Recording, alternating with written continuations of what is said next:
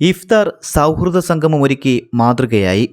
ഹർഷം 2025 എന്ന പേരിൽ ഇഫ്താർ സൗഹൃദ സംഗമമൊരുക്കി മാതൃക ആയിരിക്കുകയാണ് ബാലരാമപുരം വിശുദ്ധ സെബാസ്റ്റ്യനോസ് ഫെറോന തീർത്ഥാടന ദേവാലയം.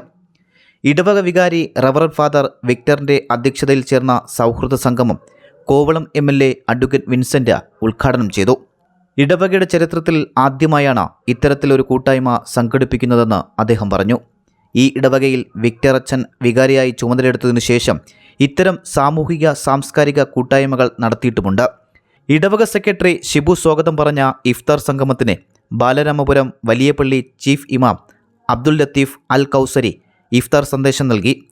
Panchayat president V Mohanan, NSS Neyyattinkara taluk union president N Hariharan Nair, SNDP Yogam Nemam union president Supriya Surendran, Valiyapalli ജമാഅത്ത് പ്രസിഡന്റ് ഷാനവാസ് മൗലവി, BJP ജില്ലാ president Mukkampalamoodu Biju, CPM Nemam area secretary V Prathapachandran, KPCC അംഗം വിൻസെൻ്റ് ഡി പോൾ, ടൗൺ ജമാഅത്ത് പ്രസിഡന്റ് സലീം, തക്കേപ്പള്ളി ആറാലമൂട് ജമാഅത്ത് പ്രസിഡന്റ് നാസർ, വഴിമുക്ക് ജമാഅത്ത് president Naseer, panchayat standing committee chairman Frederick Shaji, CPI LC secretary Mohanan Nair, Muslim league ജില്ലാ secretary Humayun Kabir, panchayat അംഗം L Jose എന്നിവർ ആശംസാ പ്രസംഗം നടത്തി.